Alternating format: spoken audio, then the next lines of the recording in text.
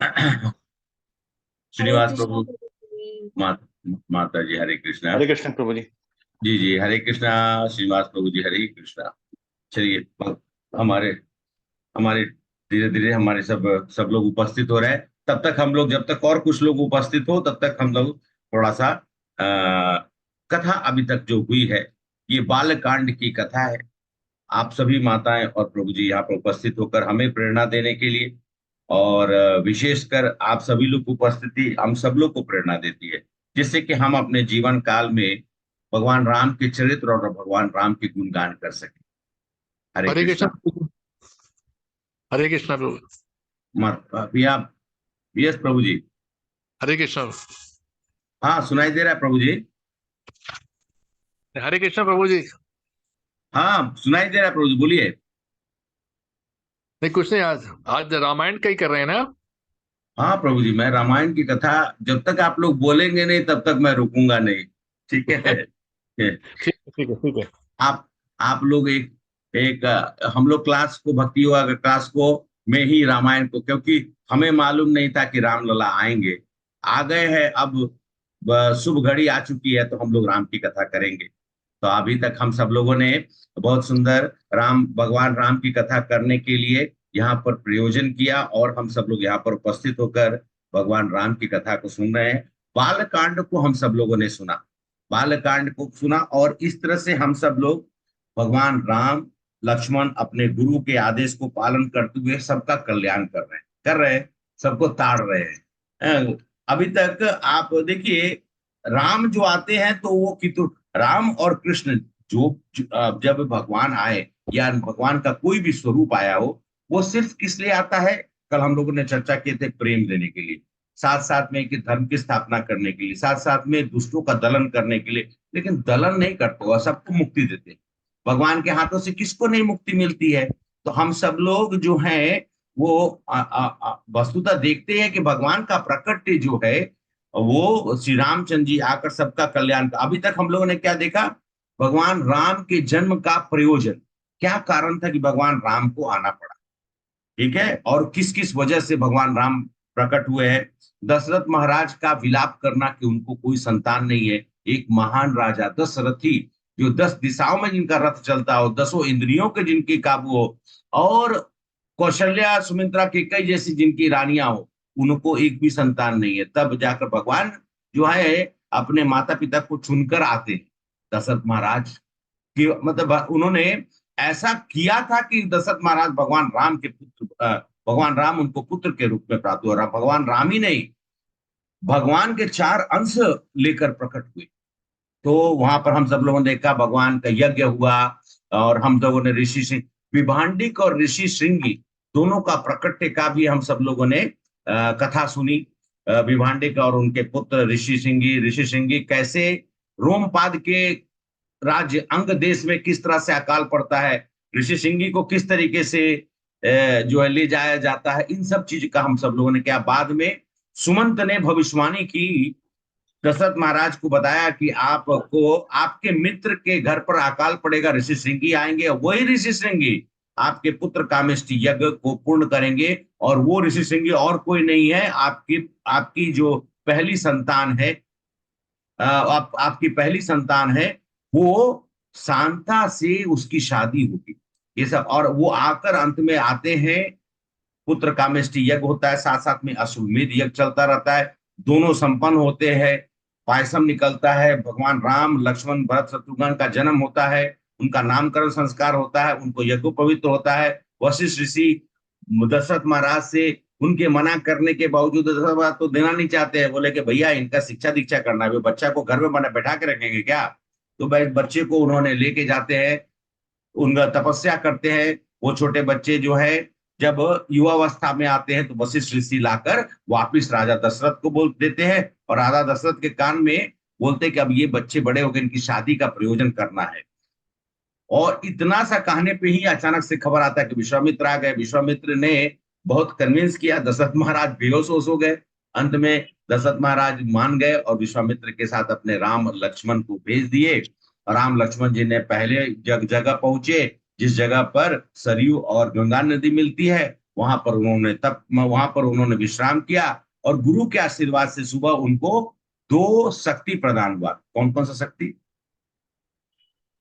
कल ही कथा करी थी, कौन कौन सी शक्ति? बल, अति बल। बल अति बल।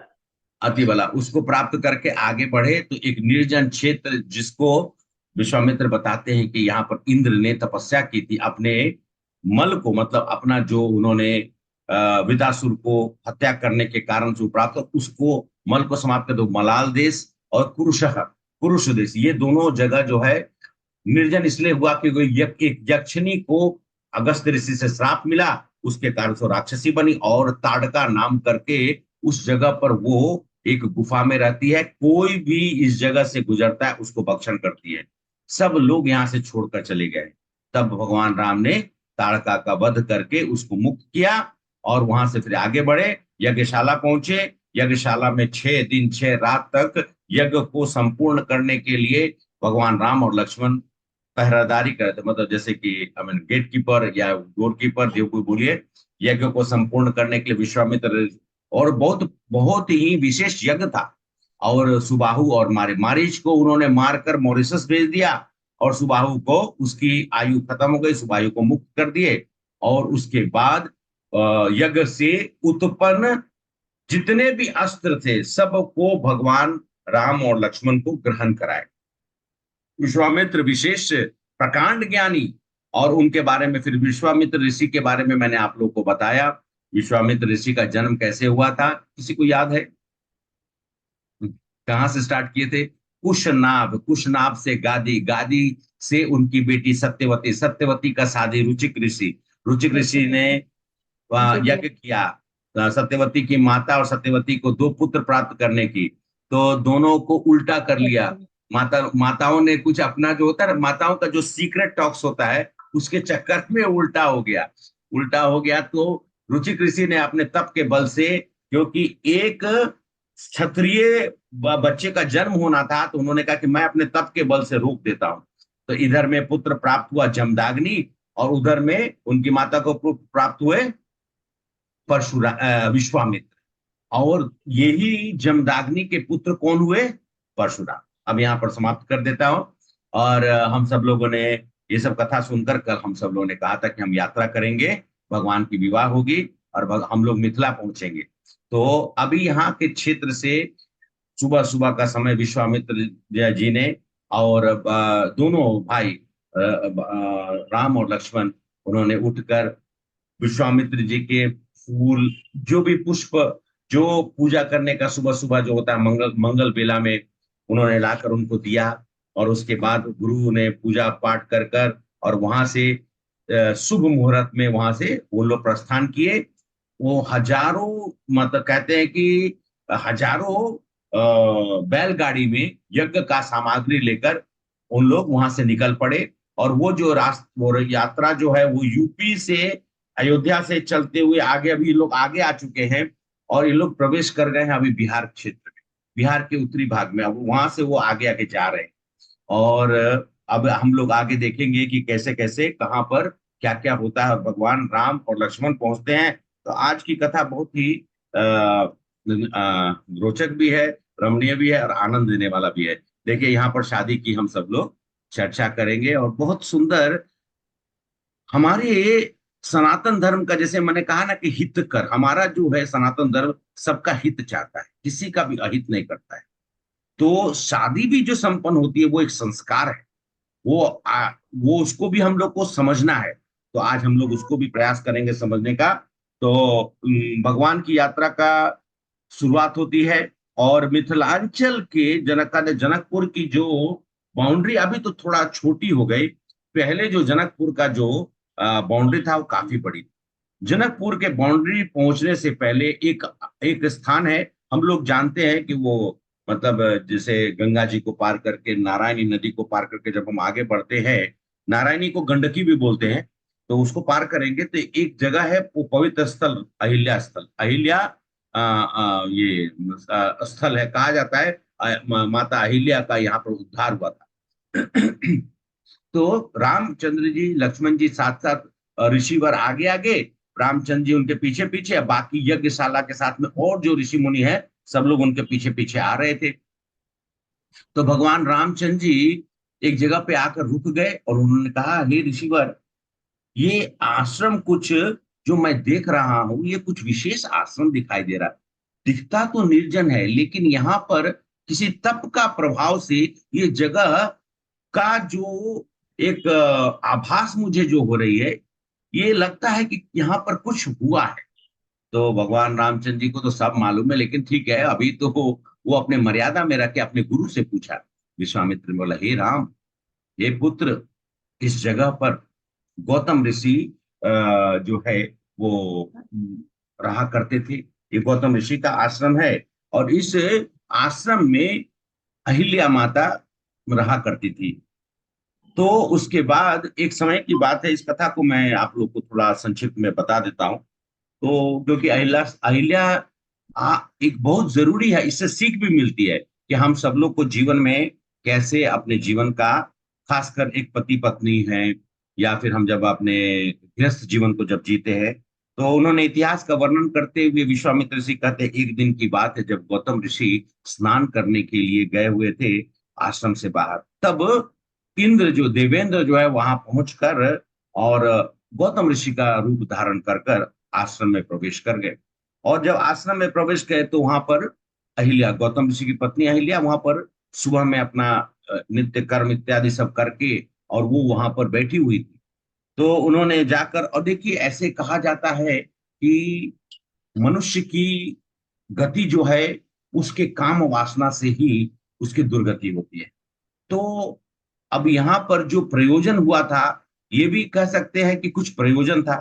देवेंद्र का आना, गौतम ऋषि का रूप का धारण करना और अहिल्या माता को आलिंगन करना, और उनके साथ में देखिए कहा जाता है कि एक समय होता है, एक एक एक समय होता है, परिधि होता है, जिसमें वंश को प्राप्त करने के लिए माता और जो पिता जो है, माता पिता का जो है वो एक साथ में मिलते हैं, तो जिससे कि वंश का उद्धार और भगवान के लिए एक पुत्र या पुत्री की प्राप्ति हो, जो उस वंश को आगे बढ़ाते हैं।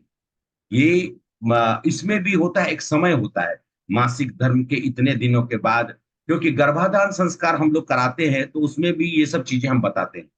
जो भी जिनका भी गर्भाधान संस्कार हम कराए तो उनको पहले हम सब लोग ये सब ज्ञान देते हैं, बताते हैं। और ये चीज बताना बहुत जरूरी है, ये शिक्षाप्रद है। ये सब चीजें को आदमी को ऐसा नहीं कह रहे ये क्या बात आप करिए, है शास्त्र प्रदत्त है। शास्त्र प्रदत्त है क्योंकि हमारी जो संस्कृति है वो सबके लिए हितकर है। तो ऐसा समय था जिस समय माता अहिल्या का आप समझ सकते हैं, मैं उसको विवरण नहीं देना चाहता हूं, लेकिन इंद्र ने समागम कर लिया। अब और ये अहिल्या माता को समझ में आ गया कि ये गौतम ऋषि के जो मतलब रूप में कोई दूसरा व्यक्ति है, और वो समझ भी गई। लेकिन उन्होंने परमिशन, जो कहते हैं ना कि स्त्री की पतिव्रता तब तक रहती जब उसको मालूम है, तो वो उस चीज की आज्ञा दे ही नहीं सकती है। बिना आज्ञा का किसी भी स्त्री का वर्ण करना, जैसे रावण को श्राप मिला था, तो ये एकदम ही गलत माना जाता है। तो माता ने तो मतलब स्वीकार कर लिया।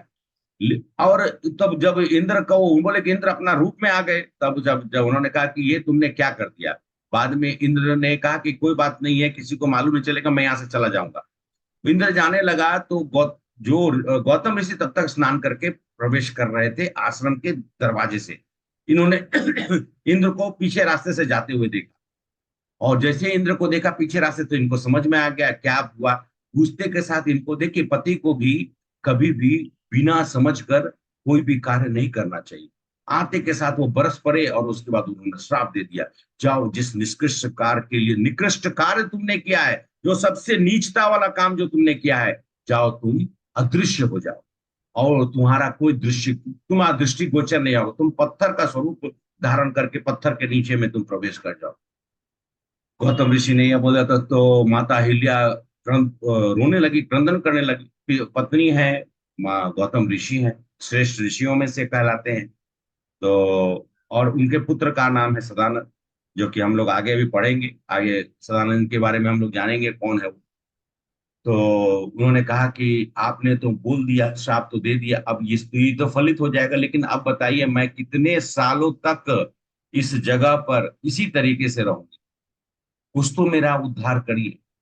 तब उन्होंने, गौतम ऋषि भी शांत हो गए, उनको भी समझ में आ गया क्या प्रयोजन था, क्यों था, क्या था। तब उन्होंने कहा कि राम आएंगे और राम के स्पर्श से तुम्हारा कल्याण होगा, और तभी तुमको अपना रूप और जो ये शरीर प्राप्त होगा। तो अहिल्या माता तो विश्वामित्र जी ने बोला कि हे राम, बहुत सालों से, बहुत वर्षों से, कितने हजार वर्ष बीत गए, अहिल्या तुम्हारी इंतजार कर, इसका उद्धार कर। इस उसका और इस उद्धार के लिए वो कितने जन्मों से इंतजार हो रही है। तो अहिल्या वो आश्रम में प्रवेश करते हैं। गौतम ऋषि तब हिमालय चले जाते हैं, वो चले जाते हैं अपना तपस्या करने के लिए, और सदानंद को जनक महाराज के यहाँ पर छोड़ जाते हैं और शिक्षा दीक्षा। तो जनक महाराज के गुरु, एक्चुअली में कहा जाए तो सीता मैया के गुरु थे सदानंद, इनके पुत्र, मतलब अहिल्या और गौतम ऋषि के पुत्र। तो भगवान राम आए अंदर, और उनके कहते हैं कि उनके स्पर्श से माता अहिल्या फिर से प्रकट हो गई, नव जीवन अवस्था में एकदम। और ये खबर जैसे ही मिली कि राम आए हैं अहिल्या स्थान पर, तब तक गौतम ऋषि भी अपने तप बल से, उनको भी मालूम चल चुका, वो भी आए, आश्रम में प्रवेश किए, अपनी पत्नी को देखा, राम और लक्ष्मण को देखे, और विश्वामित्र को देखे, आंख से झरझर आंसू, अहिल्या माता रोई जा रही हैं। उन्होंने अपने पत्नी को स्वीकार किया, पत्नी को उन्होंने सांत्वना दी, दोनों ने मिलकर विश्वामित्र के साथ में भगवान राम और लक्ष्मण की स्तुति करने लगे, और बहुत स्तुति की, उनको उन्होंने प्रणाम किया, उनको वो ऋषि श्रेष्ठ है। राम और लक्ष्मण बोले कि आप तो मेरे ऋषि हैं, आप तो मुझे प्रणाम मत कर, आप तो श्रेष्ठ है, प्रणाम करने का धर्म तो हमारा है। बोले हे राम, तुमने जो किया है, तुम्हारा कल्याण, तुम्हारा नाम जो है इस जगत में हमेशा व्याप्त रहेगा। और इस कल्याण के लिए अहिल्या माता जी ने उनको आशीर्वाद दिया। बोले कि जीवन में कभी भी किसी संघर्ष में राम रहोगे, तो मैं तुम्हें आशीर्वाद देती हूँ कि तुम्हारे विवेक और तुम्हारे अपने तप बल से, जो आप एक मनुष्य को आशीर्वाद देते हैं कि हाँ भाई ठीक है, तो माता रूपी थी, उन्होंने आशीर्वाद दिया, तो तुम्हारा विवेक हमेशा तुम्हारे साथ में विशेष परिस्थितियों में तुम्हारा काम देगा। ऐसा कर कर आशीर्वाद देकर भगवान रामचंद्र जी ने दोनों को प्रणाम किया, दोनों वहां पर आने लगे। और कहते हैं कि वहां से फिर जब आगे बढ़े तो जनकपुरी की एक सुंदर सी नगरी उन लोग का इंतजार कर, चारों तरफ में देखा। ऐसा वाल्मीकि रामायण में ज्यादा विवरण नहीं है शादी शादी का, लेकिन रामचरितमानस में और बहुत सारे जो रामायण लिखी है, उसमें ये शादी का जो विवरण बड़ा सुंदर है। और उसी शादी का जो है, राम सीता की जो शादी हुई है ना, आज भी आज भी हमारी संस्कृति में भगवान राम और सीता जी की शादी जनकपुर में जो हुई है, अगर आप जनकपुर जाएंगे ना तो वहां पर बड़ा सुंदर विवाह स्थल बना हुआ है। और उस विवाह स्थल में मतलब जनक महाराज, सुनैना, राम लक्ष्मण, दशरथ महाराज, सब लोगों का वहां पर दिया हुआ है, और यज्ञ कुंड है। चारों का शादी हुआ है ना, तो अभी हम आगे आपको बात बताते हैं। तो तो यहाँ से भगवान रामचंद्र जी गुरु से बोलते हैं, गुरुवर, ये नगरी तो बड़ी सुंदर दिखाई दे रही है, भगवान राम कर रहे हैं, यहाँ तो लगता है जैसे हर चीज जो है वो आ, सब वसंत ऋतु से भी ज्यादा सुंदर, मतलब इस यहाँ का वातावरण दिखाई दे रहा है।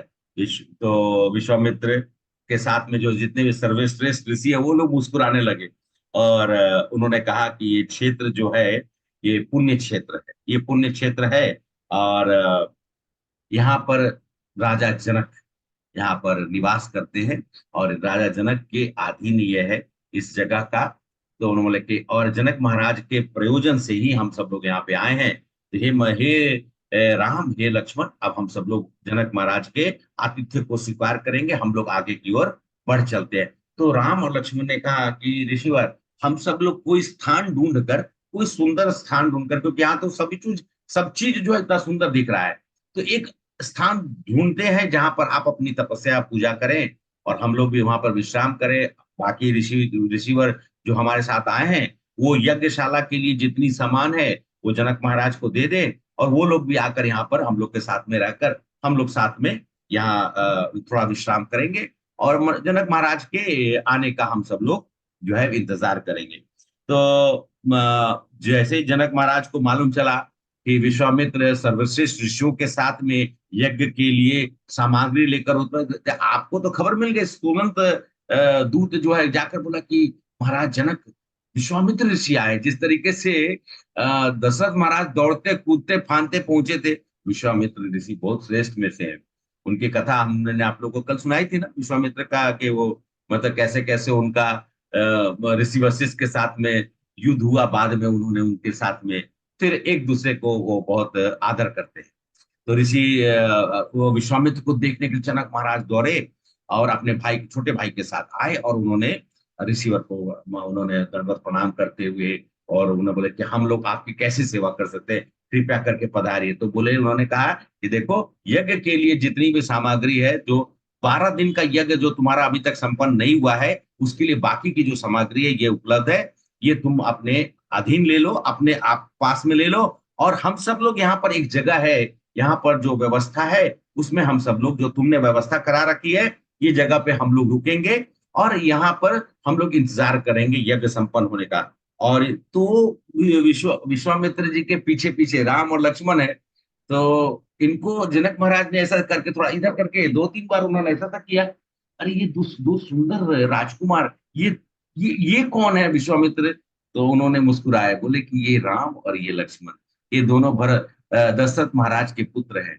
बोले ये तो इतने सुंदर लगते हैं कि ये तो, अच्छा, जैसे तीर चलाते थे उनके शरीर पे, जैसे वो बांधते हैं ना, तो ऐसा जनों के जैसा ही उनके शरीर पे बाण बांधने वाला रस्सी लगा, ये तो क्षत्रिय दिखते हैं।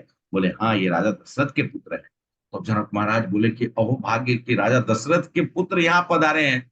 अब उनको तो बहुत अंदर अंदर से बेचैनी होने लगी। तो विश्वामित्र उन्होंने बोले कि ठीक है, मेरे यज्ञ में जो उन्होंने विश्वामित्र जी ने बोला कि देखिए, ये बालक जो है, मतलब तो बालक ही थे उस समय, बालक मतलब युवा जस्ट प्रवेश किए थे। बोले ये 2 बालकों ने मेरे यज्ञ को संपूर्ण कराया, संपूर्ण राक्षसों को समाप्त कर दिया, ताड़का को वध किया, ताड़का से मुक्त किया इस धरती को, सुबाहु को इन्होंने मारा, मारीच को यहाँ से उठाकर फेंक दिया, बाकी के जितने हैं सब तितर बितर कर दिए। अब इस धरती पर कोई भी राक्षस की प्रवृत्ति नाम का कोई चीज यहाँ पर नहीं है। अद्भुत धनु, और उन्होंने कहा कि मैंने इनको उस अद्भुत धनुष को देखने के लिए लाया। मैं इनको उस अद्भुत धनुष, अभी भी नहीं बता रहे, अभी भी नहीं बता रहे कि मेरा यहाँ लाने का क्या मकसद है। वो बोल रहे हैं विश्वामित्र, इशारा इशारा में बता रहे कि आप अभी कुछ मत बताइए। मैंने इनको वो अद्भुत धनुष को देखने के लिए लाया, जिसकी आराधना आपने इतने मने योग और श्रद्धा के साथ किया है। बाद में हरे कृष्णा पद्मावती माता जी, Hare Krishna, you are understanding what I am saying? Yes, Prabhuji, I'm understanding. Thank you very much, Prabhuji. Okay. बाकी लोग तो समझ रहे होंगे, मुझे थोड़ा माता जी थोड़ा सा हिंदी थोड़ा, तो इसलिए आप सब लोग तो, अब मेरी आवाज क्लियर है, आप लोग को सुनाई दे रहा है? क्योंकि मैं बीच में रुकूंगा नहीं, मैं चलता चला जाऊंगा, चलते चले जाएंगे रामायण। हाँ Yes, Prabhuji. क्लियर है। ठीक है। क्लियर है Clear प्रभु है, जी। Prabhuji. पद्मिनी माता जी, हरे कृष्णा। हरे कृष्णा प्रभु जी। आवाज सुनाई दे रही है? जी प्रभु। Okay okay. सरस माता जी, हरे कृष्णा। ये क्या, हरे क्योंकि कृष्णा प्रभु जी। हाँ, हाँ आ रही है प्रभु जी। अब है ना, हाँ, थोड़ा वॉल्यूम कम करना पड़ रहा है। अच्छा अच्छा अच्छा, ऐसा भी हो गया क्या? अच्छा ठीक है, हाँ, ओके। अच्छी आ रही है मैं अभी। मैं अपने आवाज को थोड़ा कम कर, आप वॉल्यूम मत नहीं कम। नहीं प्रभु जी, नहीं, रहने चलिए। दीजिए। बाद में सभी लोग वहां पर बैठे और बोले कि जिस धनुष का आप इतनी श्रद्धा के साथ पूजा करते हैं, बाद में आप सभी लोग बैठकर विश्राम कर रहे थे, तो महाराज जनक ने प्रमुख पुरोहित, जो पुरोहित होते हैं ना, जो पूजा कराते हैं, और गौतम ऋषि के ज्येष्ठ पुत्र सदानंद को लेकर आते हैं, और विश्वामित्र से अनुरोध करते हैं कि प्रभु राम की कृपा से उनकी माता का वास्तविक। अब सदानंद जब आते हैं, तो उन्होंने वास्तविक जो विश्वामित्र जी ने कहा, हे पुत्र, क्योंकि गौतम ऋषि के पुत्र थे, उन्होंने कहा हे पुत्र, तुम्हारी माता का स्वरूप वापिस आ गया है। तो सदानंद रोने लगे, क्योंकि उन्होंने अपनी माता को देखा नहीं था, कहा कई हजार साल गुजर गए, और पहले तो आयु बहुत लंबी हुआ करती थी। तो रोने लगे, बोले कि और ये राम, इनके स्पर्श से उनको मुक्ति मिली। तो एकदम सीधा वो मतलब भाई कुछ भी है तो जनक मतलब सीता जी के वो गुरु है, तो वो सीधा भगवान राम ने कहा कि ऐसा मत करिए गुरुवर, आप तो हमारे लिए श्रेष्ठ हैं। तब उनके बोले कि धन्य है मेरी बात कि मैं अपनी माता का दर्शन कर सकता हूँ।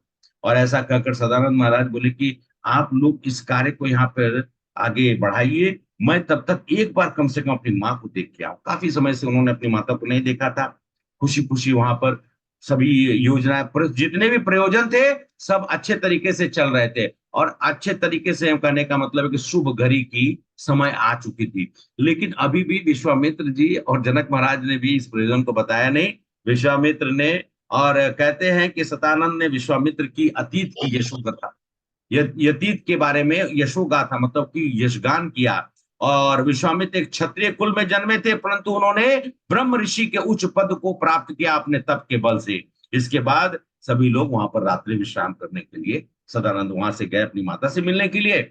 और शाम का समय था, तो विश्वामित्र ने कहा, हे राजा जनक, आप जाकर यज्ञ की तैयारी करिए और कुशल क्षेम पूछकर रानियों को भी हमारा आशीर्वाद दीजिए।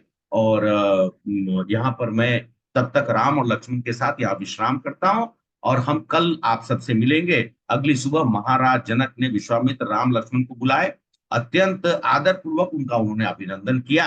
बोले, मुझे पता है कि आप जैसे महान व्यक्तित्व बिना किसी उद्देश्य के लिए कहीं पे नहीं आते। अभी उल्टा बोल रहे हैं, कृपया करके मुझे बताया कि मैं किस प्रकार की आपकी सेवा कर सकता हूँ। विश्वामित्र ने तब उत्तर दिया, क्योंकि विश्वामित्र तो ऋषि, उनका कहीं पे भी जाना, राम लक्ष्मण के साथ में विश्वामित्र का आना एक प्रयोजन है। और जो प्रयोजन वशिष्ठ ऋषि ने चुपके से साइड में ले जाके दशरथ महाराज को बताए थे। विश्वामित्र मुस्कुराते हुए बोलते हैं, राम लक्ष्मण यहाँ सिर्फ इसलिए आए हैं क्योंकि वो अद्भुत धनुष को देखना चाहते हैं, अत्यंत उत्सुक है, जिसके आराधना आपके कुल में इतने दीर्घ काल से होती आ रही। तब महाराज जनक ने विस्तार पूर्वक कथा आरंभ किया। सुबह का समय था, सब लोग गोष्ठी कर बैठे हैं। विश्वामित्र अपने स्थान पे, राम और लक्ष्मण नीचे अपने गुरु के पास अपने नीचे आसन लगाकर बैठे।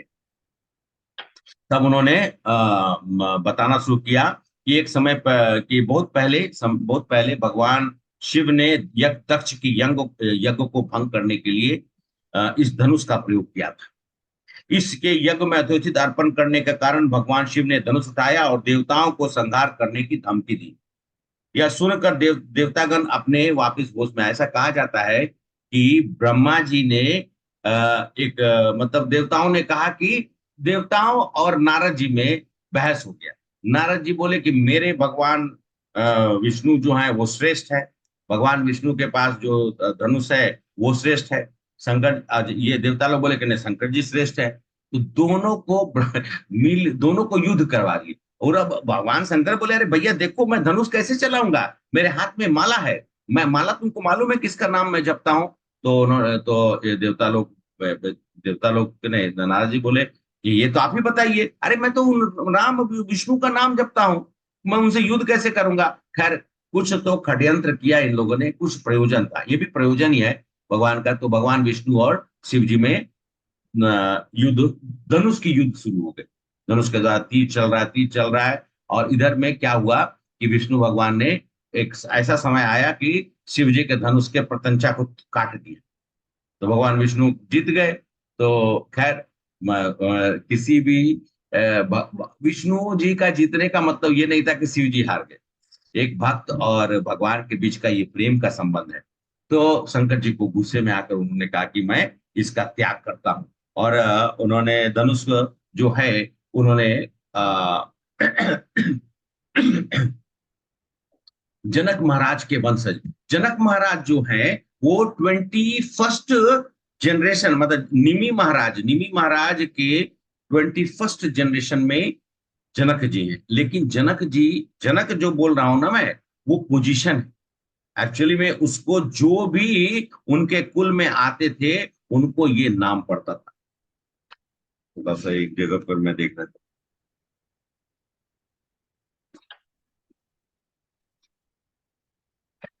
थोड़ा बहुत कहीं कहीं पे कुछ कथा का थोड़ा सा ये हो जाता है ये।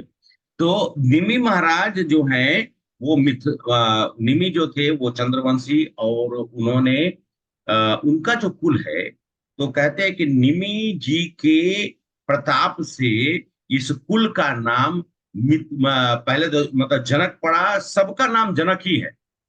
और जनक कैसे पड़ा? निमि महाराज एक श्रेष्ठ राजा थे, और एक दिन निमि महाराज एक यज्ञ करवाना चाहते थे। कथा सुन लीजिएगा कि कैसे कैसे हुआ, जनक नाम कैसे पड़ा, मिथिला नाम कैसे पड़ा, वैदेह किसे, वैदेह नाम कैसे पड़ा। वैदेह का मतलब आप समझते हैं? वैदेह का मतलब बिना देह, बिना देह का। वैदेह मतलब देह मतलब शरीर, बिना शरीर का वैदेह। तो ये नाम कैसे पड़ा, वो उसका आप लोग कथा थोड़ा सा 5-7 मिनट सुनिए। तो निमि महाराज ने एक बार यज्ञ का आयोजन किया, और जब यज्ञ का आयोजन किया तो उनके कुल गुरु उस समय वो वशिष्ठ जी थे। तो उन्होंने अपने पुरोहित कुल गुरु को बुलवाए, और पुरोहित का काम उनको कहा कि मैं यज्ञ का, मैं ये यज्ञ है, आप इसका करिए। लेकिन इसी बीच में क्या हुआ था, जब तक वशिष्ठ ऋषि यहाँ आते तब तक देवेंद्र ने कहा कि यहाँ पर भी यज्ञ करना है। तो अब उन्होंने आकर उनसे कहा निमि महाराज से, हे महाराज, देवेंद्र का जो है वो यज्ञ करने की प्रार्थना पहले आई है, तो मुझे पहले वहां जाकर यज्ञ यज्ञ समाप्त करने दीजिए, उसके बाद मैं आकर अपना ये यज्ञ यहाँ पर समाप्त करूंगा। ये कहकर वहां से वो निकल पड़े। अब निमि महाराज बैठे हुए थे, दिन पर दिन दिन महीने गुजरने लगे। उन्होंने कहा कि मैंने यज्ञ का प्रयोजन किया, पता नहीं ये जीवन का क्या भरोसा। तो यज्ञ, अगर मैं यज्ञ संपूर्ण नहीं करूंगा तो मैं अपने आने वाले वंशजों के लिए जो ये यज्ञ कर रहा हूं ये सुसंपूर्ण नहीं होगा। तो उन्होंने किसी और ब्राह्मण को बुलवा लिया, और बुलाकर उन्होंने यज्ञ को संपन्न करा लिया। अब जैसे ये यज्ञ संपन्न हुआ, उधर इंद्र का यज्ञ भी संपन्न हुआ। इंद्र ने दान दक्षिणा देने के लिए विश्वामित्र, अरे गुरुवर रुके रुके, तो उन्होंने बोला अरे ये दक्षिणा तुम लिख लो, अकाउंट में लिख लो, बाद में दे देना, अभी मैं जा रहा हूं। मेरे वहां पे निमि महाराज जो है मेरा इंतजार कर रहे हैं। ये वहां से भागते दौड़ते आए तो देखे क्या कि एक ब्राह्मण जो है दान दक्षिणा लेकर, जो भी है इत्यादि इत्यादि, गौ माताएं और जो भी दान दक्षिणा में निमि महाराज ने दिया, तो वो लेकर जा रहे थे। तो ब्राह्मण देवता को प्रणाम किए, क्योंकि बोले कि भाई तो इतना सारा चीज लेके कोई जा रहा है। तो उन्होंने उनको प्रणाम करके पूछे कि आप कहाँ से आ रहे हो? तो उन्होंने बोला कि मैं निमि महाराज के घर से आ रहा हूँ। तो बोले कि निमि महाराज के साम्राज्य से आ रहा हूँ। तो बोले कि तो क्या हुआ, मतलब बोले कि हाँ, उन्होंने मुझे यज्ञ के लिए बुलाया था, यज्ञ जो है वो समापन हो गया, और उसी के प्रयोजन में जो हुआ था तो वो दान दक्षिणा में मुझे उन्होंने ये दिया है। तो इसको लेकर मैं, महाराज निमि की जय हो, ऐसा करते हुए वो चले गए। अब इनको गुस्सा आ गया, ये गए वहां पर निमि महाराज को बोलते हैं कि आप थोड़ा इंतजार नहीं कर सकते? मैंने तो आपसे कहा था कि मैं आऊंगा और यज्ञ को संपूर्ण कराएंगे, आपने इतनी बड़ी हमारे मतलब इंसल्ट कर दिया ना। उन्होंने तो बोला कि आपने मेरा इंतजार नहीं किया, आपको लगा क्या मैं नहीं आऊंगा? तो आप जाइए, आप वैदेह हो जाइए, बिना देह का हो जाइए। तो निमि महाराज को भी गुस्सा आ गया। अब पहले के राजा महाराजा लोग बड़ी तपस्वी हुआ करते थे, शक्तिशाली भी, तप बल के कारण उनके अंदर में तप बल था। तो निमि महाराज ने बोला कि आप मेरा यज्ञ का, आप मेरे पुरोहित हैं और आपने मेरा यज्ञ नहीं किया, आपको दक्षिणा देवेंद्र ज्यादा दिया था क्या, इसलिए आप चले गए? अब इस उन्होंने कहा जाइए, आप भी बिना देखा हो जाइए। दोनों बिना देखा हो गए। अब क्या करें? वैदे जो बिना देह का निमि महाराज, बिना देह के ये वशिष्ठ ऋषि। तो वशिष्ठ ऋषि का जो देह का जो भी अंश था उसको एक घड़े में रखा गया। कहते हैं कि कुंभ ऋषि का एक जन्म हुआ, तो उस समय में वो कुंभ के में उनका जो रखा, तो उनसे उनका भी वापिस उनको शरीर मिल गया। लेकिन निमि महाराज अपना शरीर लेने के लिए मना कर, तो जब उन्होंने मना कर दिया, बहुत समय हुआ, और जब काफी समय के बाद वशिष्ठ ऋषि को तो शरीर प्राप्त हुआ, और निमि महाराज जो है बिना शरीर के ही रह रहे थे, तो उनका इसलिए नाम पड़ा वैदेह। और बाद में जो निमि महाराज का जो शरीर का जो अंश था उसको रखकर मंथन किया गया, चर्निंग किया गया, तो उसमें से एक पुरुष पुरुष प्रकट हुए। तो उस पुरुष का नाम, क्योंकि मंथन से निकले तो उनका नाम जनक पड़ा। और निमि महाराज के इस वंशज, इसी वंश में जनक महाराज जो है वो प्रकट हुए हैं 21st जनरेशन। इनका नाम सब लोग जनक महाराज, इनका एक्चुअल नाम आप लोग को मालूम है?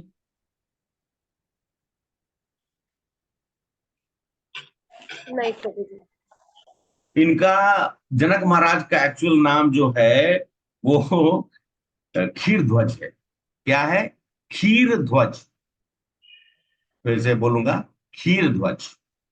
वो जनक महाराज कहलाते हैं। जनक महाराज की उपाधि है, जो जनक महर्षि कहलाते हैं, तो ऋषि श्रेष्ठ तो निमि महाराज के।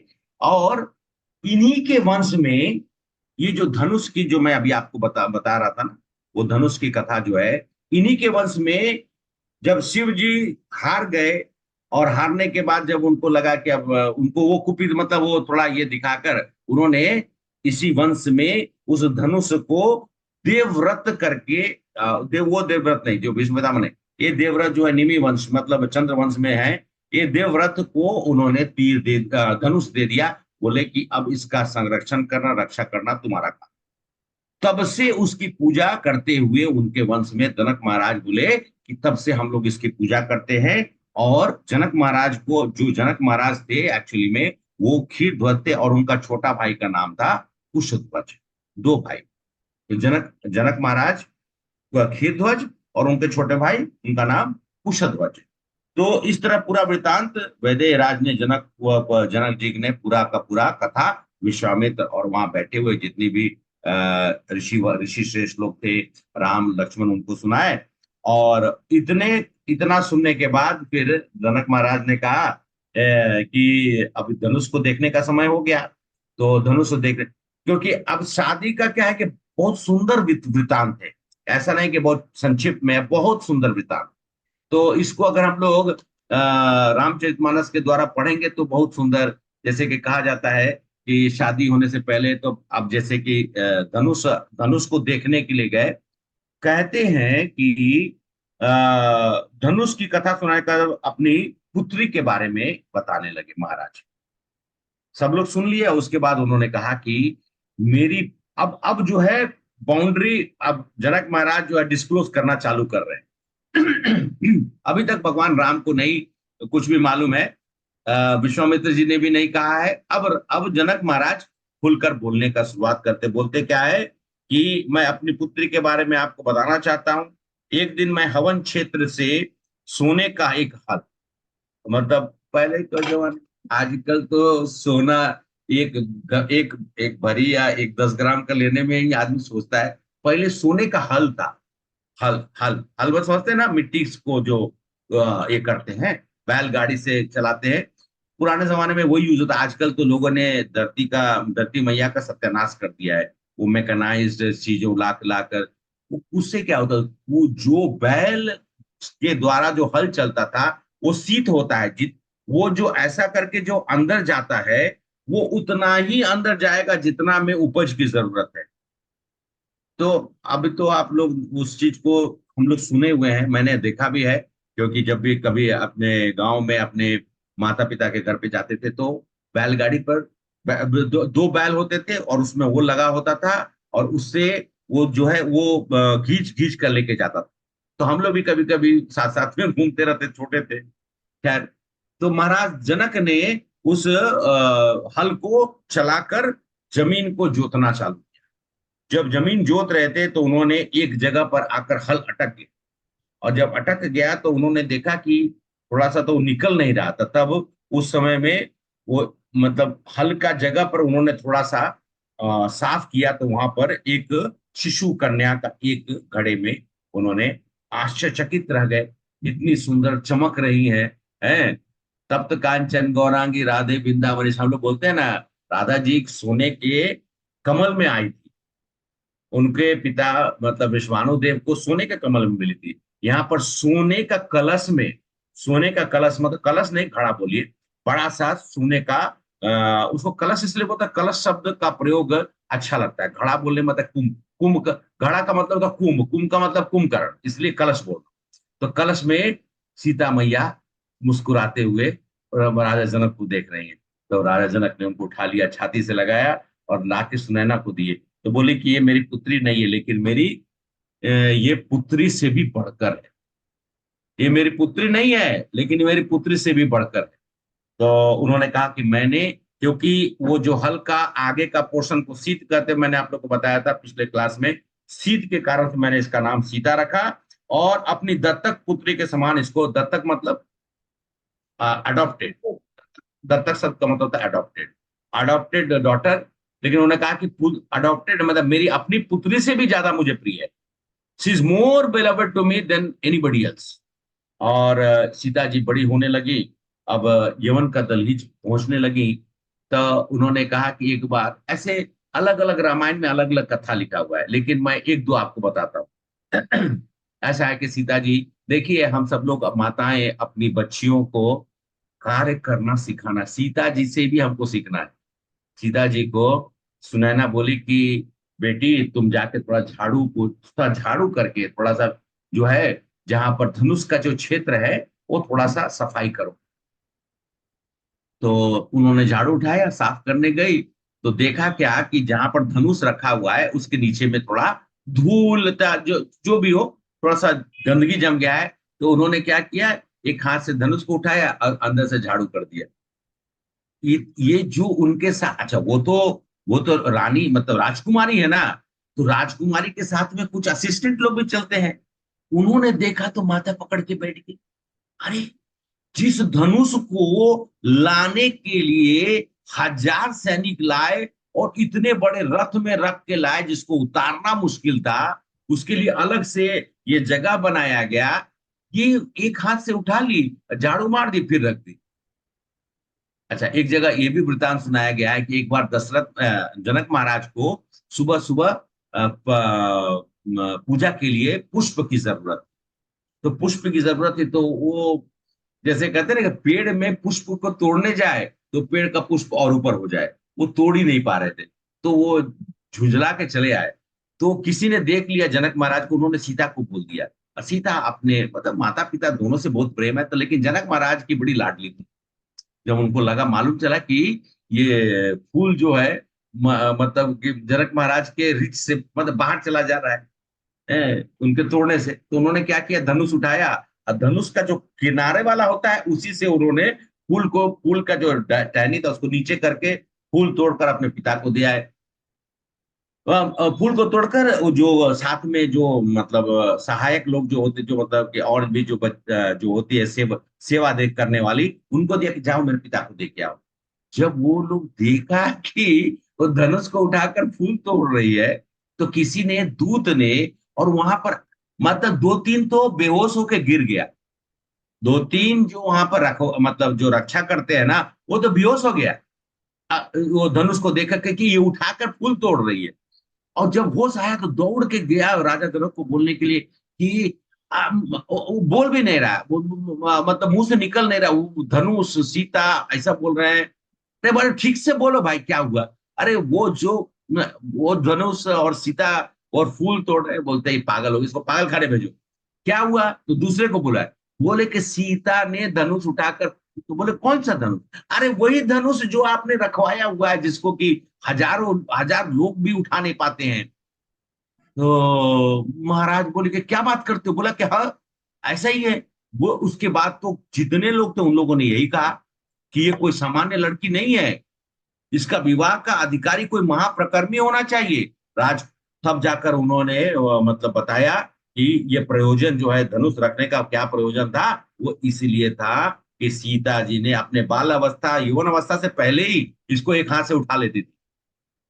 ये कोई तो इसलिए विवाह का कोई प्रस्ताव जब आता है तो पिता को भी तो एक योग्य पुरुष चाहिए ना, जिससे कि अपने पिता अपने पुत्री का शादी करे। तो उन्होंने कहा विवाह करने का अधिकार किसी महापराक्रमी पुरुष को ही है। राजकुमारों ने जब पूछा कि उसने किस प्रकार से पराक्रम की अपेक्षा करते हैं, मतलब राम लक्ष्मण को लगा कि पराक्रम की बात करें तो लक्ष्मण काहे शांत रहने वाले हैं, उनको लगा क्षत्रिय वाला बात, क्षत्रिय भाव उधर उत्पन्न हो गया। आप किस तरह का पराक्रम, मतलब अभी देखिए सुनते जाइएगा मैं क्या बोल रहा हूं। जनक महाराज ने कहा कि एक पराक्रमी महापराक्रमी योद्धा के से ही शादी कर सकते हैं। तो उन्होंने तब राम लक्ष्मण को लग गया खराब। उन्होंने कहा कि कौन से ऐसे आप किसकी बात कर रहे हैं आप किस पराक्रम की बात कर रहे हैं, क्या अपेक्षा रखते हैं। तो भगवान जो तो उन्होंने कहा चलो मैं आप लोग को शिव का धनुष दिखाता हूँ। उस पर प्रत्यंचा चढ़ाने को कहा। मैं क्या है कि बहुत हमारा रामचरितमानस में बड़ी सुंदर कथा है, लेकिन मैं सीधा आपको लेके आ रहा हूँ। प्रत्यंचा चढ़ाने को कहा। प्रत्यंचा मतलब धनुष का जो धागा बांधते हैं ना। हरे कृष्ण, आप तो धनुष आप लोग देखे हैं ना आप? माताएं और बच्चों को खेलने के लिए भी कभी कभी देती होंगी। देखिए हरे कृष्ण, धनुष देखा है ना? धनुष के ऊपर में वो रस्सी बांधते हैं उसको। प्रत्यंचा चढ़ाते हैं। हाँ हाँ देखा है। हाँ प्रत्यंचा चढ़ा। हाँ माता जी, उसको प्रत्यंचा बोलते हैं। प्रत्यंचा चढ़ाना, प्रत्यंचा चढ़ाना। तो बोले कि प्रत्यंचा चढ़ाने को कहा। प्रत्यंचा चढ़ाने या प्रत्यंचा चढ़ाने के लिए धनुष को मोड़ पाना तो दूर रहा, अधिकांश राजकुमार, अभी जनक महाराज कर रहे हैं, अरे कौन प्रत्यंचा चढ़ा सकता है? धनुष को उठाना ही पॉसिबल नहीं है किसी का। अधिकांश राजकुमार धनुष को उठा भी नहीं सके, और इस कारण से इन राजकुमारों को बहुत अपमान महसूस हुआ। उन्होंने मिलकर मिथिला नगरी पर आक्रमण कर दिया। ये महाराज जनक बता रहे पूर्व में जो हुआ है। उन्होंने आमंत्रण दिया स्वयंवर का। लोग आए, जब कोई हिला भी नहीं सका तो सब लोगों को उन्होंने बोला कि तुम लोगों को तो आप जितने भी हैं राजा महाराजा, आप लोग प्रणाम करता हूं, आप लोग अपने अपने देश जाइए। तो इन लोग बाहर जाके मंत्रणा किया कि ये मिथिला के नरेश ने हमारा अपमान किया है। खीर ध्वज ने हमारा अपमान किया है। हम सब लोग मिलकर इस पर अटैक कर देते हैं और सीता को हम लोग हर लेते हैं। अरे तो कोई कन्या कोई हरने वाली चीज है? वो अटैक कर दिया तो मिथिला के नरेश भी कोई कम थोड़े होते। युद्ध होने लगी, लेकिन उनको महसूस करने लगे कि राजा, बहुत सारे राजा अपने सैनिकों के साथ है। तो उन्होंने देवताओं को प्रार्थना की कि आप लोग आइए। और देवताओं की प्रार्थना करने के बाद देव सेना सब जो आया, और उन्होंने जब युद्ध में जब पार्टिसिपेट किए तो जितना राजा महाराजा लोग जो आए हुए थे डर के मारे थर थर कांपने लगे। इतनी ना वृष्टि होने लगी बारिश की, मतलब मेघ का, शस्त्रों का, कि सब डर के मारे भागते। चूंकि राम भगवान शिव के धनुष को देखने के लिए अत्यंत उत्सुक थे, इसलिए धनुष को देखने के लिए यहाँ पर उन्होंने कहा कि या तो आप हमें ले चलिए या आप यहाँ पे मंगवाइए। अगर राम इस पर प्रत्यंचा चढ़ा लेते हैं सफल, मैं प्रसन्नता पूर्वक जनक महाराज, क्योंकि विश्वामित्र ने क्या कहा कि राम और लक्ष्मण आए हैं उस धनुष को देखने के लिए, और जनक महाराज ने पूरी कथा सुना दी। जनक महाराज को एकदम विश्वास नहीं कि इतने आबोध बालक, मतलब युवावस्था में देखो, ज्यादा नहीं 15-16 साल की उम्र रही होगी, ये इतने अबोध बालक उस धनुष को, जिस धनुष को इतने सारे मुस्टंडे, मतलब मोटे मोटे हट्टे कट्टे सैनिक नहीं उठा पाए, वो ये बच्चे लोग कहाँ से उठाए? महाराज मिथिला के महाराज के आंख के सामने में एक ये सब बोलते हैं ना कि इल्यूजन उनके आंखों के, क्योंकि उन्होंने देखा था रावण और अहिरावण आए थे। जब उनको मालूम चला कि उनके इष्ट देव का ये धनुष है तो वो लोग वापस चले। कहीं पे ये भी कथा कही गई है कि रावण, जब भगवान रामचंद्र जी आए थे उस समय में रावण भी आया था उस जगह पर, और रावण ने तीर जब धनुष को उठाने का प्रयास किया तो धनुष थोड़ा हिल गया, उसकी हाथ अंदर चली गई। तो वो अब दर्द के मारे इतना करा रहा था, वो कभी शंकर जी को याद कर रहा है, कभी किसी को याद कर रहा है, सबको याद कर, कोई नहीं आया। अंत में वो सबसे ज्यादा जिसके दुश्मनी थी, कौन थे? रावण का दुश्मन कौन था? रावण किसको अपना परम दुश्मन मानता था? हरे कृष्णा। अरे राम को क्या? भगवान नहीं, रावण सबसे बड़ा दुश्मन अपना किसको मानता था? राम जी को नहीं, भगवान राम को, विभीषण को, विष्णु को, भगवान विष्णु को। तो वो विष्णु भगवान का नाम नहीं ले रहा है, लेकिन विष्णु तो वहीं पे मौजूद थे, कहने का राम जी वही मौजूद थे। तब अंत में बड़ा संकोच करते हुए, शर्माते हुए राम जी मतलब विष्णु भगवान को पुकारे तो भगवान राम ने आकर उनका हाथ पीछे से छू दिया, हाथ निकल गया। लेकिन मतलब ऐसा किसी एक रामायण में कथन है, लेकिन ऐसा कहा गया है, हम लोग वाल्मीकि रामायण के अनुसार अभी थोड़ा सा कथा कर रहे हैं कि रावण और अहिरावण दो भाई थे, दोनों आए थे और दोनों ने जब सुना तो वो वापिस चले गए। फिर महाराज जब जनक जी ने कहा कि इन लोगों ने कहा कि नहीं हमें तो मतलब राम और लक्ष्मण जी ने कहा कि भाई आपको किस तरह का मतलब परिक्रमा या सॉरी आप किस तरह की परिकल्पना कल्पना कर रहे हैं, हमारे मतलब आपको लगता है कि कोई परमवीर है तो उतना अधिकार रूप से आप हमें बताइए, नहीं तो धनुष दिखाइए। तो जनक महाराज समझ गए कि अब समय आ गया है, तो महाराज धनुष लाने को आदेश दे देते हैं और शीघ्र ही शीघ्र करीब करीब 500 बलिष्ठ पुरुषों ने, 500 हजार लोग जो भी हो वो लोगों ने धक्का देकर विशाल धनुष को, वो जो ट्रॉली वाला होता है उस पे होगा, ट्रॉली वाला उस पे धक्का देकर लेके आए धनुष को।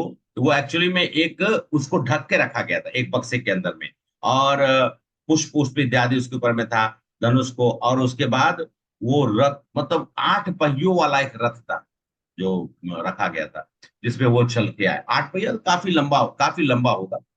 और विश्वामित्र जी ने राम से बक्सा खोलने को कहा। अब जनक महाराज जी ने ला दिया, धनुष को देखने की इच्छा थी, धनुष को देख रहे हैं। भगवान राम को अब जब तक देखिए, एक बहुत बड़ी बात है कि बिना आज्ञा का कभी भी हमें कोई काम नहीं करना चाहिए। भगवान राम के सामने में अभी उनके माता पिता गुरु सब कौन है? विश्वामित्र जी। विश्वामित्र जी ने कहा कि अब तुम राम इसका ढक्कन मतलब जो है इसका खोलो और धनुष को देखो। तो उन्होंने विश्वामित्र जी के कहने पर भगवान राम ने अत्यधिक प्रसन्नता पूर्वक अपने नेत्रों से उस अद्भुत धनुष को देख रहे हैं। शिव जी का धनुष था। और तभी महाराज जनक ने उन्हें चिताया, महान देवता। अभी जनक महाराज अभी भी कंफ्यूजन में है, अभी भी उनको उनको लग रहा है। तो उन्होंने चिताया, महान देवता दानव राक्षस यक्ष गंधर्व इत्यादि इत्यादि पराक्रमी इस धनुष को मोड़ भी नहीं पाए। मोड़ने की बात तो छोड़ दीजिए, इसको उठा भी नहीं पाए, तो भला कोई मनुष्य इस पर क्या प्रत्यंचा चढ़ाएगा। ये सुनकर मतलब ये सुनकर राम को रोष आने लगा। राम मुस्कुरा रहे हैं, लक्ष्मण जी उनको गुस्सा फुफकार रहे हैं। इतना गुस्सा आ रहा है कि मेरे राम के सामने में इस तरह का जनक जी जो है बात कर रहे हैं। अब भगवान राम, धैर्य रखो लक्ष्मण। तो भगवान राम मुस्कुराते हुए आते हैं। पहले तो वो गुरु को प्रणाम करते हैं, फिर जनक महाराज को प्रणाम करते हैं, फिर वो श्रेष्ठ ऋषियों को प्रणाम करते हैं, उसके बाद वो अपने पिता माता सबको प्रणाम करते हैं।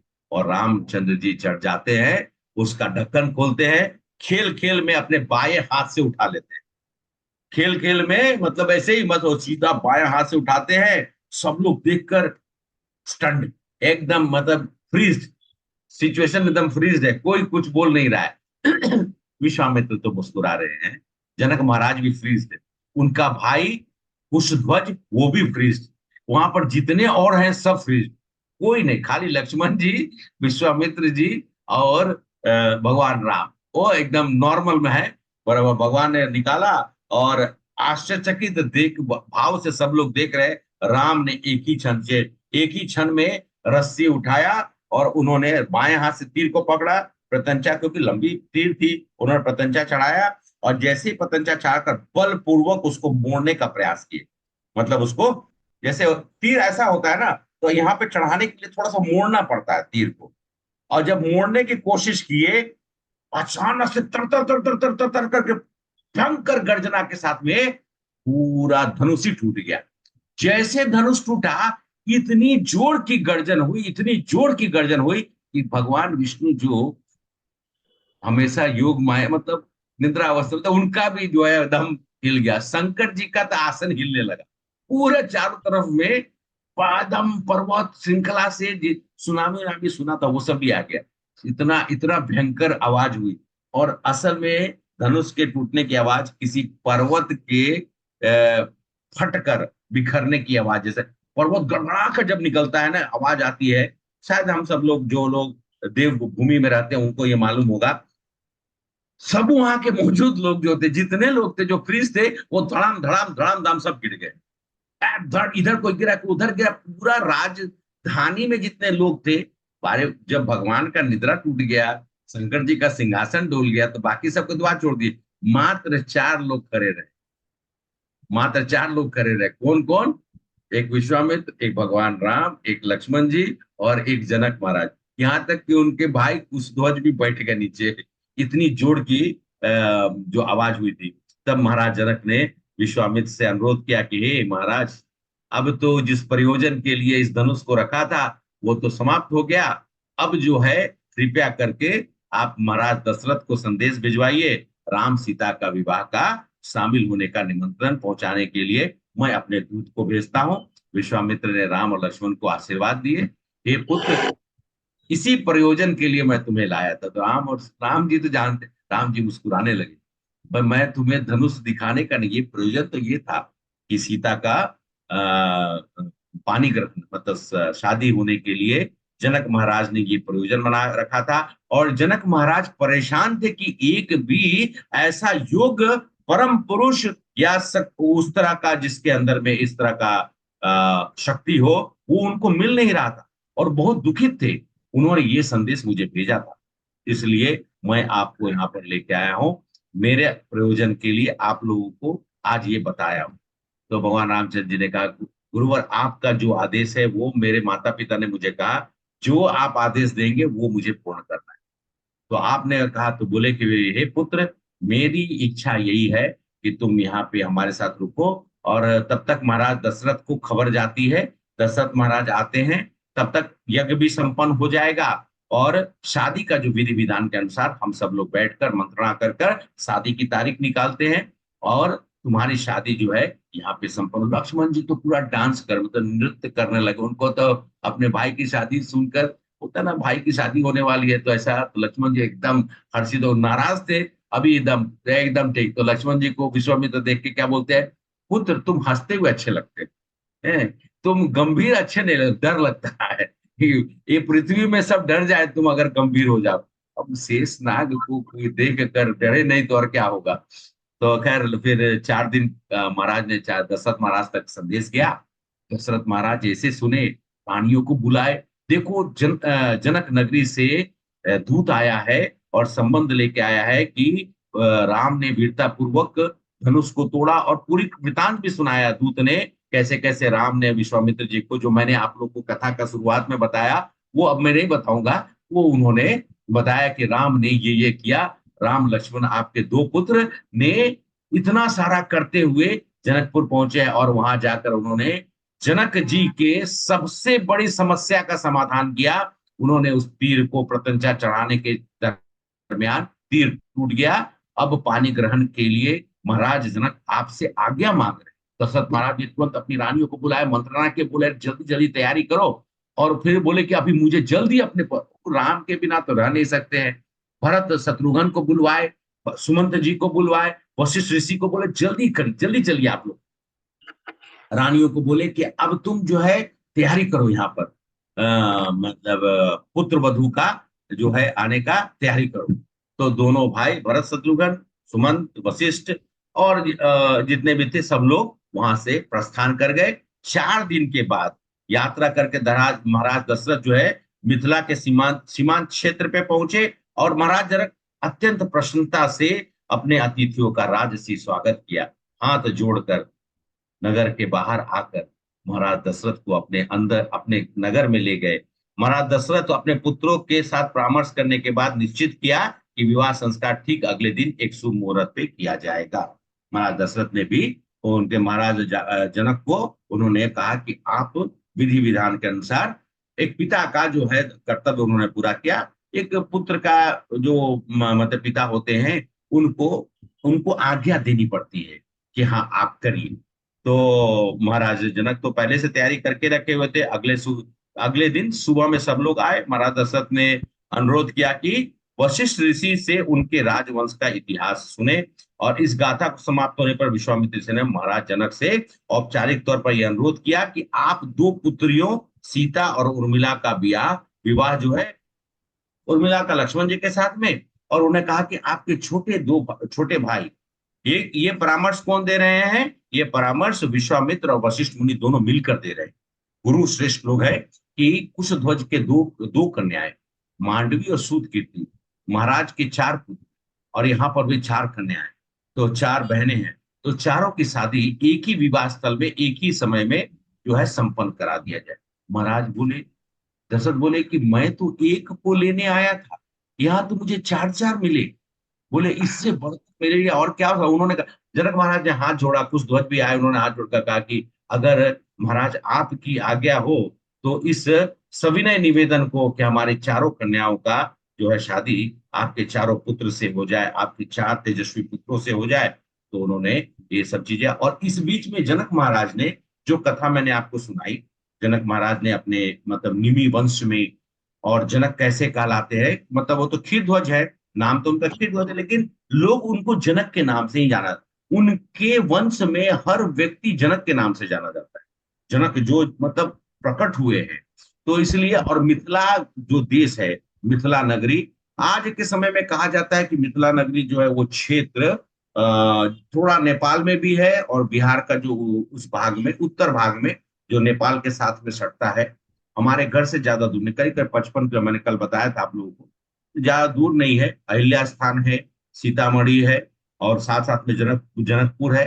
तो लोग राम सीता का जब विवाह होता है तो बहुत सारे लोग विवाह पंचमी बोलते हैं उसको, उस दिन पे लोग जाते हैं, और राम सीता का वहां पर जो शादी का जो होता है, वो स्वयंवर वहां पे रचा जाता है, शादी की जाती है, यज्ञशाला में कुंड होता है, और उस दिन शादी को संपन्न किया जाता है नियत दिन पर।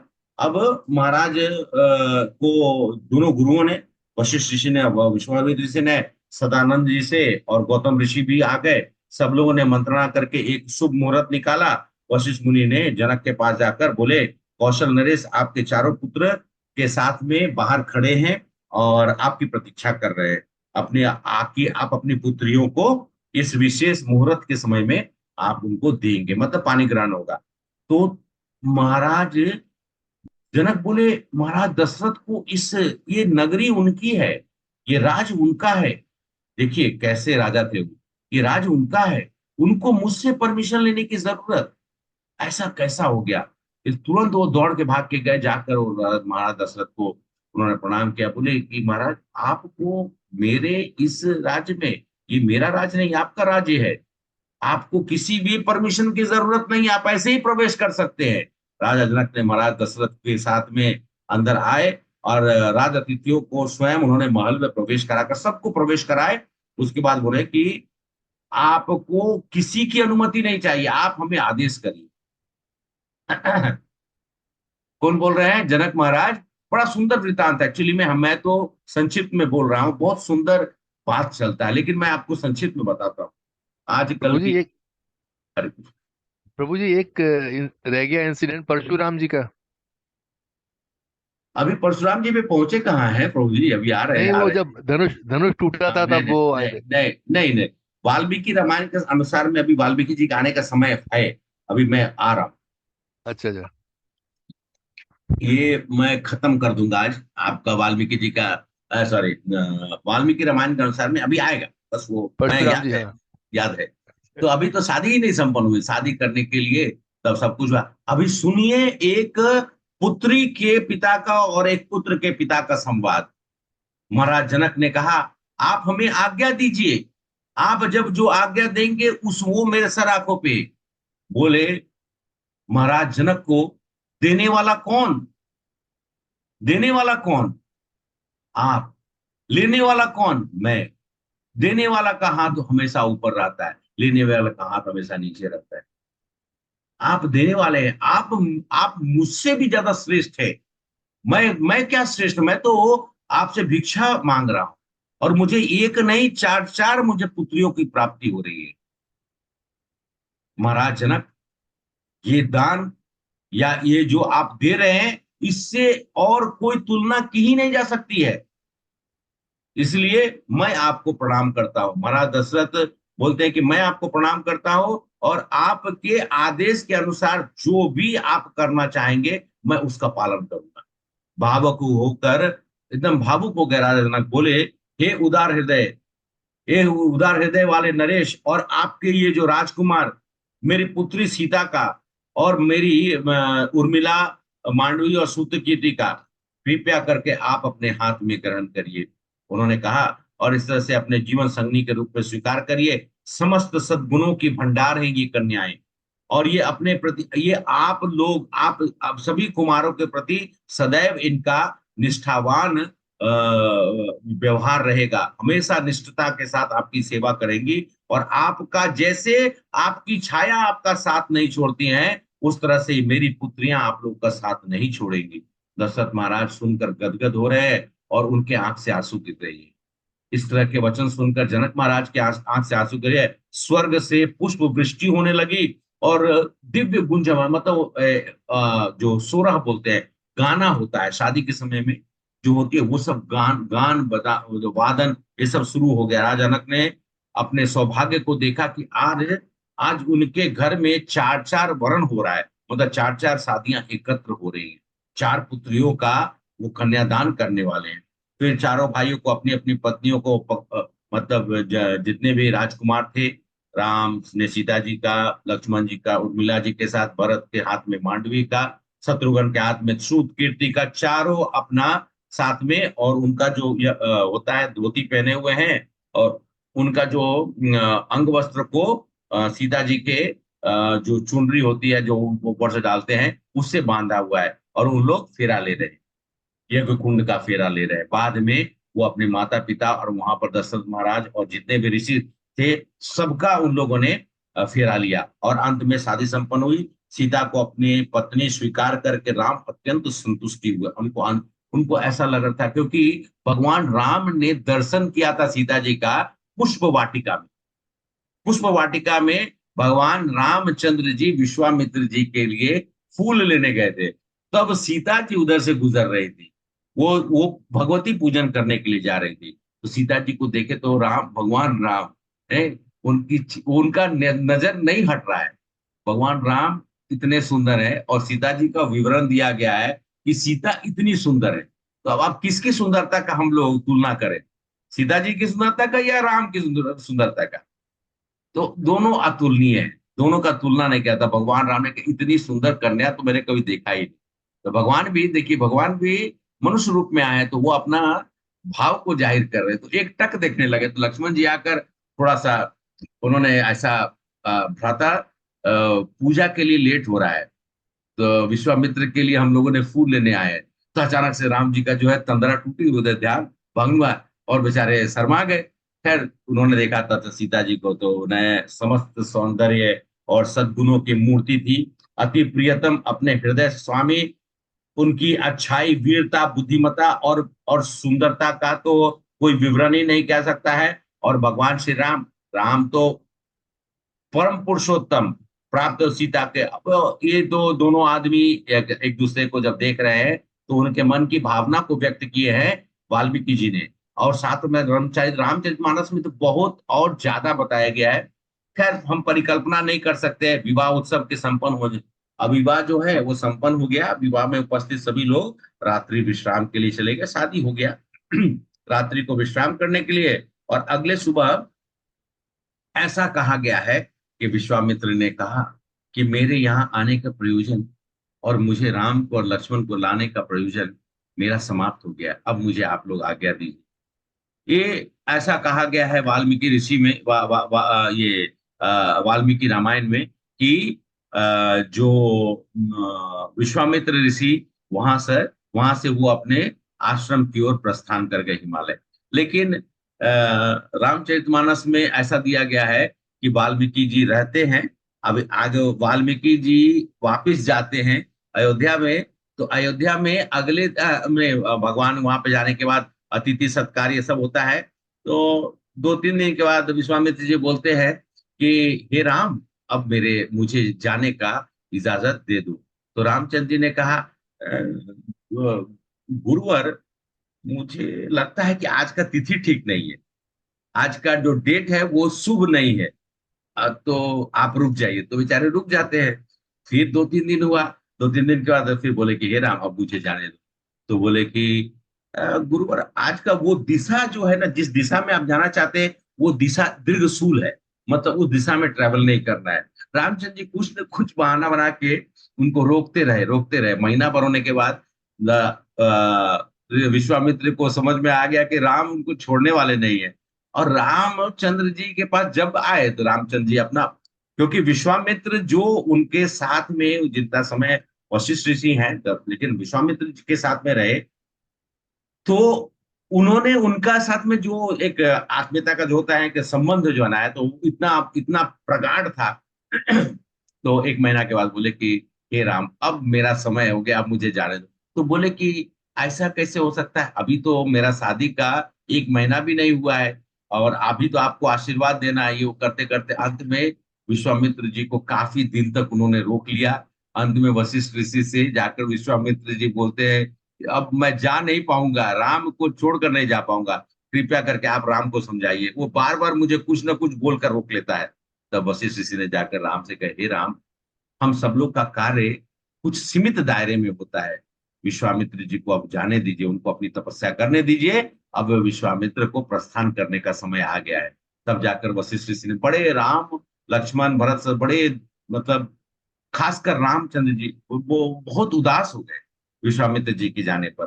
तब कहते हैं कि विवाह उत्सव हो गया, फिर अभी मैं वापस चला जाता हूँ। अभी जो है प्रस्थान नहीं हुआ है। प्रस्थान अभी बाराती का, बाराती होता है लड़का वाले का बाराती है। तो दशरथ महाराज अपने 4 पुत्रों और 4 पुत्र वधुओं के साथ अभी वहां से निकलने वाले हैं। तो अयोध्या के ऊपर चलने लगे अचानक से। और बहुत सारा सामान जनक महाराज ने, लोग कहते हैं दहेज के रूप में, दहेज प्रथा तो ऐसा गलत बोला जाता है। देखिए आजकल की शादी का क्या है, परिकाष्ठा हो गई, मतलब गजब हो गया है। लोगों को, लोग लड़की को देखने जाते हैं तो काली है, ये है, नाक बड़ा है, ये है। अरे कोई बकरी और भेड़ है क्या वो? लड़की कोई बकरी भेड़ है जो हम लोग जाते हैं मार्केट में देखने के लिए? भेड़ मोटा है, पतला है, दुबला पतला है, लड़की लड़की है। वो एक कन्या है। वो कन्या का प्रकट, इस कन्या का अगर प्रकट नहीं होगा इस धरती का, तो सृजन होगा क्या? ये हमारी वैदिक संस्कृति में स्त्री का स्थान उच्च है। हमें उनको अपने संगनी बनाने के लिए, गृहिणी बनाने के लिए, अपना संगनी बनाने के लिए, पत्नी बनाने के लिए हम सब लोग को तपस्या करनी चाहिए। तब जाकर आपको अपनी पत्नी प्राप्त होती है, जो आपकी जीवन संगनी बनती है। और हमारे में जीवन संगनी का मतलब जीवन संगनी, जीवन पूरे जीवन तक संग में रहती हैं। हमारे यहाँ पर कोई लगाव बिछड़ाव वाली बात नहीं है। ये हमारे जो वैदिक संस्कृति की शादी है, यहाँ पर संबंध विच्छेद का कहीं पे कुछ लिखा ही नहीं हुआ है। एक बार शादी हो गई, माता सुनैना ने अपनी बेटी सीता, उर्मिला और सूत कीर्ति और मांडवी मांडवी सूत कीर्ति को यही बताया कि हे बेटी, तुम अब यहाँ से जा रही हो, अब तुम्हारा घर ये घर नहीं है, अब तुम्हारा घर वही है। तुम्हारी पालकी यहाँ से जा रही है, पालकी वापस नहीं आएगी। ये माताएं थी पहले सिखा के भेजती थी। आजकल की माताओं का जो है आदत खराब हो गया है। वो कुछ भी होगा तो वो लगा देती है, वो फोन डायल कर देती है, कुछ कुछ बोल देती है। ऐसा नहीं करना। माताएं हैं, उन लोगों ने अपने पुत्री को देखे, तुम परिछाया छाया बनकर अपने पति की रक्षा कर, जो कहे तुम्हारी सास, जो मदर मदर लोग बोल देते लोग आजकल, तो सास की सास आजकल मेरे भाई की शादी का फिक्सेशन हो रहा, तो तो उसके पिता जो आए थे उन्होंने बताया कि मेरी बेटी की इच्छा है कि वो जहां रहे वहां पर वो, मतलब बिना, मतलब जैसे ग्रैंड मदर इन लॉ सब कोई नहीं रहे, 4 रोटी बनाए, 4 रोटी अपने लिए बनाए, 4 रोटी पति के लिए, और सब्जी बाहर से मंगा ले, बस। ये उन्होंने अपना बता दिया। अब आप बताइए, ऐसी परिकल्पना कर सकते हैं लोग? तो माताओं का भी ड्यूटी है, मैंने कहा शुरू से। और हम लोग का दायित्व है अपने पुत्र को भी उस तरह का तैयार करने का कि वो अपने जीवन संगनी को या अपनी पत्नी को अपना परम धर्म मानकर उनको स्वीकार करना चाहिए। और ये सब ज्ञान सुनैना ने, माता का, माता है, अपने उन्होंने बोले कि ये सब करना है, ये करना है, अपने मतलब भगवान राम मतलब कौशल्या को अपनी माँ के रूप में देखना, और सब ये सब तो उन्होंने सबको समझाया कैसे कैसे करके। और उसके बाद जब प्रस्थान करने लगे तो अचानक से दशरथ महाराज ने क्या देखा, एक अशुभ संकेत देखा। अशुभ संकेत क्या देखा, एक विभत्स पक्षी। विभत्स पक्षी मतलब क्या कहा जाता है कि गिद्ध अगर दिख जाए इस तरह का तो वो अपशगुन मानते हैं। लेकिन इतने में उन्होंने क्या देखा, तो उनको अच्छा और तेज तेज से आवाज कर रहा था, इतने में उन्होंने हिरण को बाएं से दाएं जाते हुए देखा, वो एक शुभ चीज, उधर अपशगुन भी इधर में शुभ भी। तो इन्होंने भयभीत होकर महाराज बोले कि भाई आज ही आज इन चारों कन्याओं को और अपने पुत्र को ले जा। उनको नहीं मालूम कि भगवान राम है, वहां पर कोई शुभ अशुभ होती ही नहीं है। फिर भी उन्होंने वशिष्ठ ऋषि से इसकी चर्चा की, तो वशिष्ठ ने कहा कि भैया देखिए, ये शुभ शुभ लक्षण है, शुभ क्षण है, शुभ संकेत है, आपको चिंता करने का जरूरत नहीं, आपको आप भयभीत मत होइए। राजा दशरथ बेचारे बड़ा भयभीत हो, तो अभी उनको आगे जाना है। तो दोनों इस तरह का इतना ही बात कर रहे थे कि इतना जोर का अंधकार चलने लगा, जोर का भयंकर गर्जना होने लगा, चारों तरफ में एकदम काला काला एकदम भयंकर, और क्रोध से आग बबूला। अभी तो विदाई नहीं हुई है, विदाई से पहले परशुराम वहां पहुंच जाते हैं, और उनके बाल बिखरे हुए हैं, और दाहिने हाथ पे एक फरसा लेकर, उनका मतलब फरसा वाला, और उनके हाथ बाएं हाथ में एक धनुष और तीर, और वो एकदम शक्तिशाली बाण लेकर एकदम तीर पे चढ़ाए हुए चले आ रहे हैं। परशुराम ने भाव मुद्रा में देख ऋषि मुनि नित्य आश्चर्यचकित सब लोग, और क्षत्रियों को जिन्होंने, मालूम है ना आपको, जमदाग्नि के पुत्र हैं परशुराम, और रुचिक ऋषि के रुचिक ऋषि के पोता, उन्होंने, अब वो कथा नहीं सुनाएंगे, खाली इतना बता देते कि 21 बार क्षत्रिय विहीन कर दिया था। और यहाँ पर तो क्षत्रियों का समाज एकदम पहुंच गए वहां पर। ऋषि मुनि उन्होंने बोला कि क्रोध को, सब लोगों ने बोला हे ऋषिवर आप, वशिष्ठ ऋषि आए, और जहां तक कहा गया है कि वाल्मीकि रामायण के अनुसार में विश्वामित्र जी चले गए थे, तो वशिष्ठ ऋषि ने, सदानंद जी और बाकी सब लोगों ने कहा हे हे हे श्रेष्ठ, कृपया करके आप अपने गुस्से को त्याग दीजिए, और आप आपका गुस्सा करना इस शुभ बेला में सही नहीं है ऋषि। तो परशुराम क्या बोलते हैं,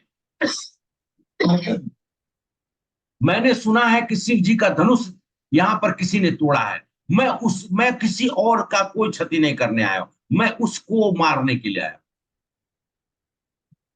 ये सुनकर जो कि, और वो कहा कि मेरे हाथ से उस महान धनुष जो भगवान विष्णु का है, या और मेरे जो एक्चुअली परशुराम जी को जो धनुष था, वो तो परशुराम जी भी तो भगवान विष्णु के, भगवान राम से पहले के अवतार हैं। बोले कि ये मेरे हाथ में विष्णु का धनुष है, जिस धनुष से उन्होंने पूरे जग को अब ये कर दिया था।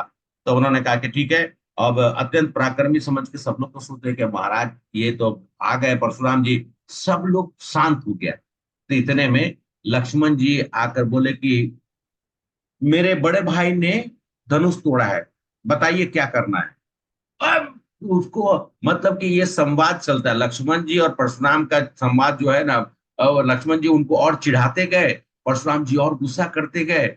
इतने में भगवान राम ने आकर उसे बोला कि एक एक धूर्त, एक इतना मतलब कहा गया उनको कि जो अनादर कर रहे हैं, तो लक्ष्मण जी को, ये एक बालक है, इसको कोई भी बुद्धि लक्षण कुछ भी नहीं है। और ये रामचंद्र जी बोलते थे कि धैर्य रखिए ऋषिवर, धैर्य रखिए, और एक भाई है जो मुझे धैर्य रखने के लिए कहता है, उसको देख कर शांति मिलती है, एक को देखकर उत्तेजना मिलती है। और लक्ष्मण जी बार बार उनको चिढ़ाते थे। अंत में महाराज दशरथ ने जब ये चुनौती सुनी, और हृदय में उनको बहुत अपने प्रिय पुत्र के लिए चिंता होने लगी कि अभी तो परशुराम तो किसी को छोड़ेंगे ही नहीं। परशुराम जो है, तो उन्होंने भी आकर आग्रह किया कि कृपया करके आप क्रोध त्याग दीजिए, मैं विनती करता हूँ, आप युद्ध को त्याग कर, आप कृपया करके, हमारे पुत्र जो हैं, यहाँ पर एक शादी का विधान था। महाराज जनक ने प्रयोजन किया। जनक महाराज बोले कि ए जनक, तुम्हारे ही कुल में देवव्रत, तुम्हारे 9वें जो पीढ़ी में इस धनुष को मैंने रखवाया था, मतलब शिव जी ने रखवाया था। बोले शिव जी ने रखवाया था इसका ध्यान रखने के लिए, और तुमने इस धनुष को तोड़वा दिया। परशुराम ने बहुत कहने का अनसुना कर दिए। तब भगवान राम ने कहा, तो बाद में ये उन्होंने कहा कि त्रिपुरासुर का वध करने के लिए निर्मित भगवान शिव के धनुष और भगवान विष्णु के धनुष को विश्वकर्मा ने बनाया था। एक बार देवताओं के कहने पर ये सब जो प्रकलन उन्होंने बोला कि इस तरह से हुई, मैं महेंद्र पर्वत पर जाकर अखंड तप करने में लीन हो गया था, परंतु मुझे जब समाचार मिला, महेंद्र पर्वत भी हिल गया था, इसीलिए उनको खबर मिली थी। इतनी ना गर्जन हुई कि परशुराम जी का भी ध्यान टूट गया था।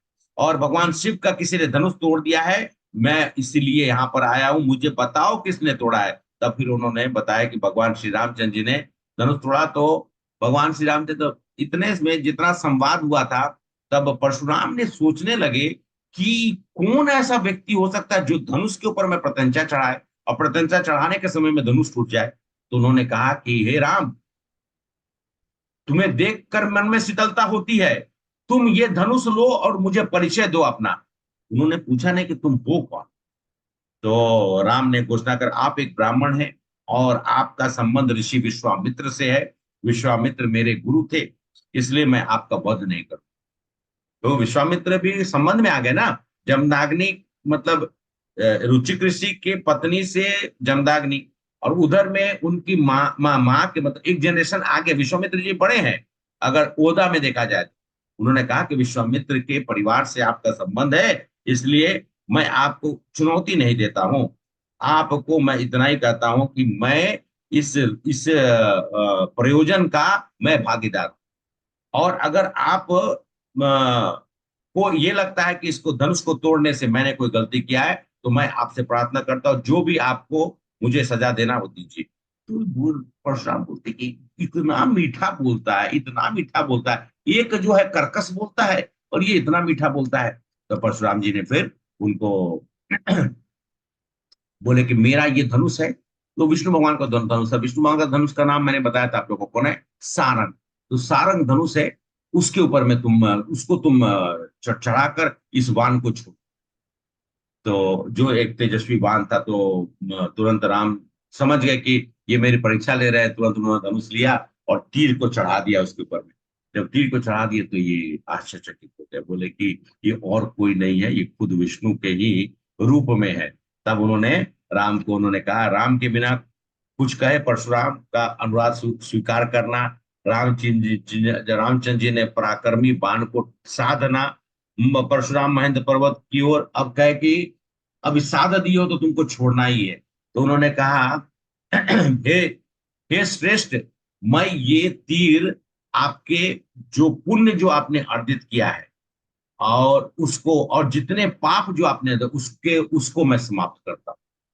क्योंकि उन्होंने भी तो बहुत लोगों का हत्या कर दिया था, भगवान है तो ठीक है। तो उन्होंने कहा कि आज मैं ये तीर छोड़ता हूं। तो तीर छोड़कर उन्होंने उनका पुण्य और पाप जो है, कौन सा है, कर्म और विकर्म को समाप्त कर दिया। अब अकर्म रह गया।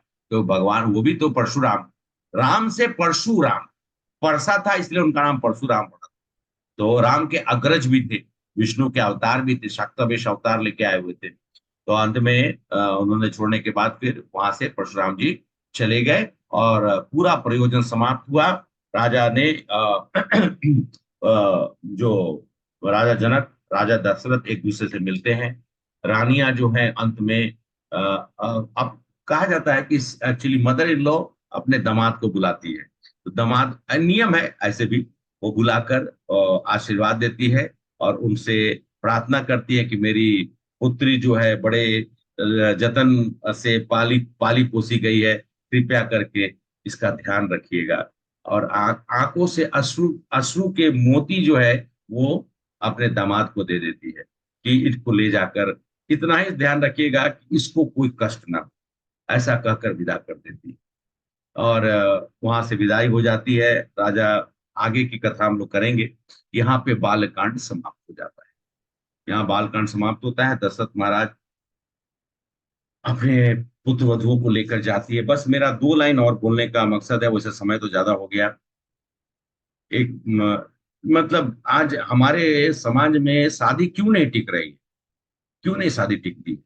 इसका एक बहुत बड़ा कारण है कि हम सब लोग अपनी भोग प्रवृत्ति के कारण शादी को हम सब लोग एक समरसता नहीं समझते। दो परिवार के मिलन का ये विधि होता है, माता पिता के आदर्श की का मिलन होता है, गुरु श्रेष्ठों का आशीर्वाद का मिलन होता है। अगर हम इस विधि विधान को नहीं समझेंगे, इसको समाप्त कर देंगे, तो फॉरेन में देखते हैं ना, मेरा बॉस था, वो 4 शादी किया है। बताइए, एक शादी, दूसरा शादी, तीसरा शादी, चौथा शादी। आप लोग को दुखित, आप लोग को खुश करके, वो तो कथा सुना के जाता हो तो थोड़ा खुश भी कर देना है। भगवान की कथा और माताओं को अपनी पुत्री से विछड़ में बहुत दुखद घड़ी होती है। सबके साथ में ऐसा हुआ है। और मतलब हम भी शादी हुई मेरी भी, तो मैं भी वापस आया। मुझे भी, या तो मैं तो उस समय उम्र ज्यादा नहीं थी, 24-25 साल की उम्र थी, ज्यादा नहीं थी। तो ज्यादा तो बचपना ही थी। लेकिन ठीक है। एक बार एक ऋषि श्रेष्ठ जो शमशान से गुजर रहे थे, तो उन्होंने देखा कि शमशान में एक मतलब एक औरत जो है बैठी हुई है, और वो हाथ में, वो क्या हवा देने वाला को क्या बोलते हैं, हम लोग पंखा बोलते हैं, क्या बोलते हैं उसको तेलुगु में, आई डोंट नो, लेकिन ऐसे हवा देते हैं ना, पंखा। लकड़ी का पंखा, उससे कब्र के ऊपर में वो पंखा दे रही। तो बोले, ऋषि बोले, धन्य है, धन्य है माता, जो पति के मृत्यु के बाद भी बैठकर पति को गर्मी न लगे तो हवा दे रही है। तो आए तो बोले कि हे माता, मैं ऐसा तो कभी देखा ही नहीं था, तो आप यहाँ पर बैठ के क्या कर रहे हैं? तो बोले कि देखिए, आप तो ऋषि मुनि श्रेष्ठ लगते हैं। एक्चुअली में क्या है कि जब तक ये कब्र सूखेगा नहीं, मेरी दूसरी शादी नहीं होगी। ये परंपरा है हमारे यहाँ पे। तो वो कब्र को सुखा रहे थे। कब्र सूखे तब फिर शादी हो। ऐसा हम सब लोग को नहीं सोचना चाहिए। पति पत्नी का संबंध, परस्पर प्रेम का संबंध, समर्पण का संबंध। झगड़ा झंझट तो होते रहता है, झगड़ा झंझट तो चलता ही है, भाई भाई में होती, पति पत्नी में होता, कोई बात नहीं है। लेकिन संबंध का विच्छेद होना बहुत दुख की बात है। क्योंकि हम सब लोगों को भोग की परिभाषा को कभी भी यूज नहीं करना चाहिए। स्त्री कोई भोग करने की चीज नहीं, पत्नी उनका प्रेम का संबंध है। ये प्रेम, राम और सीता के प्रेम को देखिए ना, उनसे सीखने की हमारी जनक महाराज और दशरथ महाराज से सीखने की चीज है। आज के समय में लोग जाते हैं, गाड़ी मांगते हैं, पैसा मांगते हैं। अरे इतने बड़े मूर्ख है तुम! कन्या से बढ़कर धन क्या है? इससे बढ़कर कोई धन है? इस धरती पे कोई धन नहीं। अगर कन्या रूपी धन को हम नहीं समझ सके, तो वो ऐसे अभागे इंसान के जीवन में हमेशा कष्ट ही कष्ट रहेगा। और इस तरह से जो लोग इसको नहीं समझ पाते हैं, उसके कारण से ये दुख की घड़ी हम सब लोग को आजकल देखना पड़ रहा है। माताओं का बहुत बड़ा ड्यूटी है, पुत्री और पुत्र दोनों का, उनको बराबर का ज्ञान देना है, बराबर उनको जो कहते हैं ना कि हर तरह के विधि विधान का शास्त्र संबद्ध। ये कब होगा? ये तब होगा जब हम उन लोगों को अवगत कराएंगे, बताएंगे, डिफाइन करेंगे, उनको बताएंगे कि ये शास्त्र विधि है, इसको समझना है, अपने सम्मान देना, परिवारजनों का सम्मान देना। आजकल के तो बच्चे सुनते ही नहीं, उनको मजाक लगता है। जिसको जिसको मन में आता है जहां तहां शादी कर लेते हैं, बाद में माथा पीटते हैं, माथा पकड़ के बैठ जाते हैं। माता पिता से ज्यादा हित अपने बच्चे का कोई नहीं सोच सकता है। आप लोग मानते हैं या नहीं मानते? हरे कृष्णा। तो स्तब्ध है, आप लोग स्तब्ध क्यों है? आप लोग बोलिए, अब आप लोग का समय है। 1-2-4 मिनट बोलकर फिर हाँ हम। प्रभु जी, कोई नहीं सोच सकता। प्रभु जी। और हम सब लोग का प्रेरणा है। हमारी हमारी शादी तो खाली खबर मिली, 14 दिन में हो भी गई, वो भी विदा उधर, मैं भी इधर विदा। मैं दिल्ली चला गया, वो अपने घर पढ़ने के लिए वापिस चली गई। तो ऐसा ऐसा ऐसा भी विधान है। बस ठीक है, प्रेम पूर्वक इस संबंध को निभाना चाहिए, दोष नहीं देखना चाहिए। पति को पत्नी में, पत्नी को पति में, कोई दोष नहीं देखना चाहिए। दोष देखेंगे तो जीवन में पूरा दोष ही दोष रह जाएगा। फिर हमारा जो संबंध है, परस्पर प्रगाढ़, एक दूसरे के प्रति जो विश्वास है, वो कभी भी जागृत नहीं होगी। गुस्सा आता है, कोई बात नहीं है, लेकिन मतलब थोड़े देर के बाद ही अपने संबंध को फिर हम लोग को थोड़ा सा अच्छे से बात करिए, खत्म बात, कहानी बात गई, बीत गई। तब मिलकर फिर अपने जीवन को यथावत जो है कितने दिनों के साथ है पत्नी और पति का। आप सब लोग ये समझ सकते हैं इस संबंध को, इस सबसे ज्यादा लंबा संबंध पत्नी के साथ ही रहता है। इस संबंध को हम सब लोग को बहुत ही डेलिकेटली और बहुत ही संवेदना के साथ, प्रेम के साथ में हम सब लोग को निभाना चाहिए। हरे कृष्णा।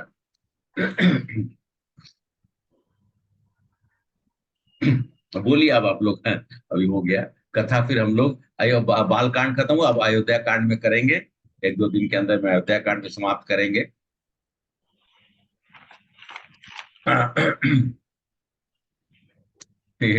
कोई कुछ बोलने के लिए नहीं है, ठीक है, ठीक, कोई बात नहीं।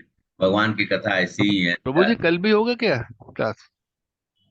अगर आप नहीं कहेंगे तो नहीं करूंगा। नहीं नहीं, ये यही टाइम होगा या कुछ और टाइम? नहीं, अगर समय तो प्रभु जी यही रखेंगे तो अच्छा है। मंडे को, हाँ, मंडे को मैं प्रयास करूंगा कि आप लोग से बोल दूंगा कल ही, क्योंकि मंडे को फिर कितने समय में हम लोग को समय मिलता है। वैसे तो हम सब लोग को बोल दिया गया है कि छुट्टी है, लेकिन अगर कोई वजह से तो मिल के हम लोग कर लेंगे। नहीं तो अभी 2-3 दिन ऐसे ही समय पे हम, आप लोग तो ज्यादा लोग नहीं रहते, सुबह का समय में ज्यादा होते हैं। तो अभी की जो कथा है, अभी की कथा जो है वो मैं सुबह में बाकी लोगों को फिर से मैं सुनाता हूँ जो जपा सेशन में ज्वाइन करते हैं। अब तो हो सकता है कि अगर 1-2 दिन में अगर ऐसा होगा, क्योंकि कथा जो है सुबह की कथा ही जो मैं करूं तो वही आप लोग सुनो, नहीं तो फिर जैसा चल रहा है वैसा हम लोग चलाएंगे। और मतलब देख लेंगे कहाँ तक आप लोग का कहना है।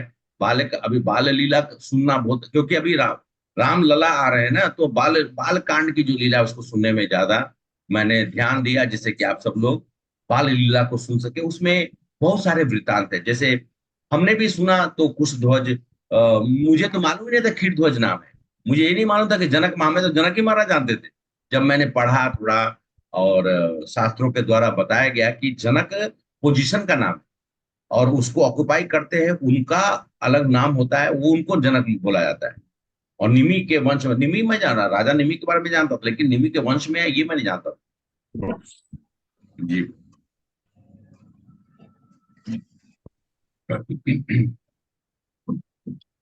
हरे कृष्णा। हरे कृष्ण। जी माता, ठीक है। आप सब लोग का कोई प्रश्न नहीं है तो आज तो हम सब लोगों ने बस इसको कंक्लूड करते हैं। राम भगवान राम और लक्ष्मण जी विश्वामित्र जी के साथ में अहिल्या माता का उन्होंने उद्धार किया, फिर जनक महाराज का भी उद्धार किया। जनक महाराज के घर पर जाकर उन्होंने धनुष को तोड़ा, सीता जी के साथ उनकी शादी हुई। जब दशरथ महाराज आए, दशरथ महाराज ने बहुत सुंदर वृतांत, ये दोनों पिता का जो जो वृतांत है सबको पढ़ना चाहिए, जिससे कि उनको समझ में आए कि हम सब लोग को कैसे आदर और कैसे सम्मान देना है।